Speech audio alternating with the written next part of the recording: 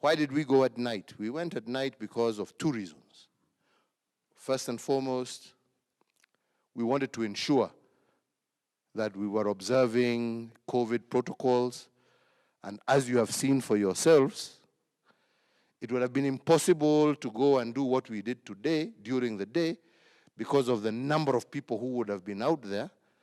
It would have made that very difficult for us to be able to do the job we want to do and at the same time observe the COVID protocols that as a government we have put in play. So that necessitated that this kind of action needed to be done at night. Second was we also discovered that Nairobi hospitals opened at 8 o'clock in the morning and were closed at 6 o'clock in the evening.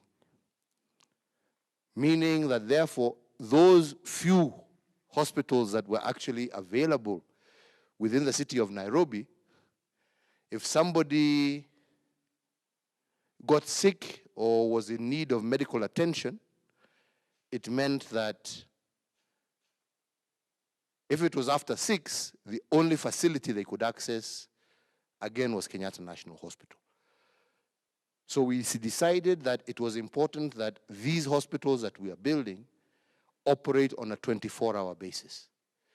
And as a result, this is what we also wanted to see, whether it was possible, both from an accessibility point of view and a staffing point of view.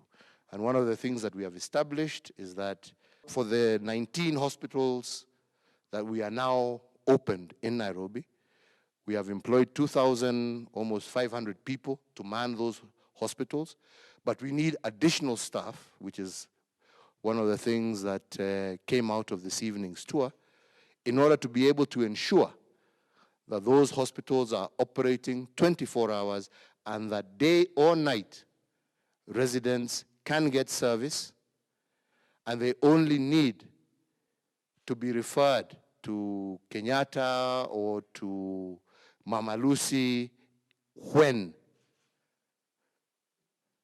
the cases are serious. So we are decongesting the big hospitals that we have by providing services where mwananchi is.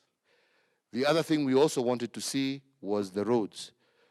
We are embarking on a program right now where we are doing 400 kilometers of roads in our inner cities.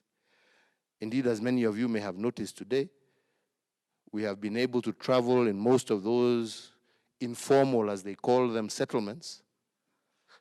And we have not gone through any. These are roads that we have been constructing over the last 1 year. And we intend to do about 450.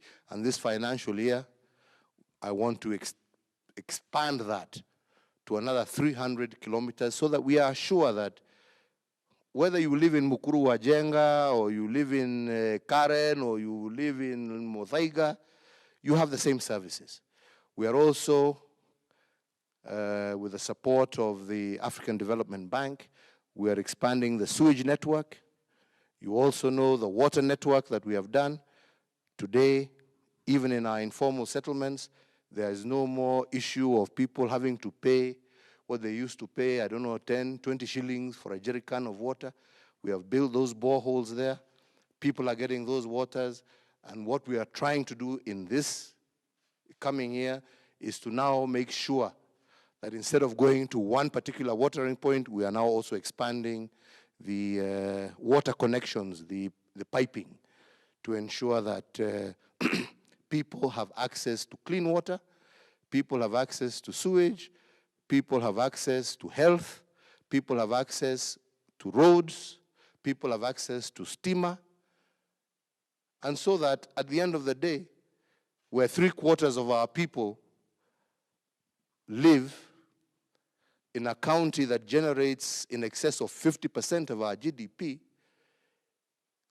all feel catered for equally, regardless, like I said, of whether they live in Muthaiga, or Mukuru Wajenga, where we have just come from.